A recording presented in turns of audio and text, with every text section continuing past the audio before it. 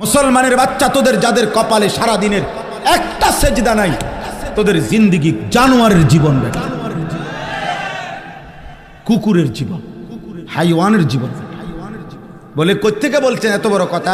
আল্লাহর কোরআন থেকে। এটা কোরআন শরীফের ডাইরেক্ট আয়াত। ওই জিন্দেগি কুত্তার জীবন, যে জীবন সেজদা দেয় না,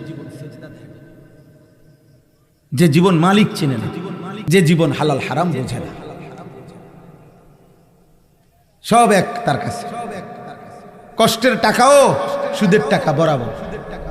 এই পকেটে উপার্জনের টাকাও নেয়, কিস্তির টাকাও নেয়। তো কোনটা হালাল কোনটা হারাম? স্ত্রীকেও দেখে, মোবাইলের নর্তকীও দেখে, তো কোনটা হালাল কোনটা হারাম? হ্যাঁ, মদও খায়, মধুও খায়, কোনটা হালাল কোনটা হারাম? সালামও দেয়, গালিও দেয়, কোনটা হালাল কোনটা হারাম? মসজিদেও যায়, চা দোকানে বসে বসে টেলিভিশনে নর্তকীর নাচও দেখে। কি চাচা, কোনটা হালাল কোনটা হারাম?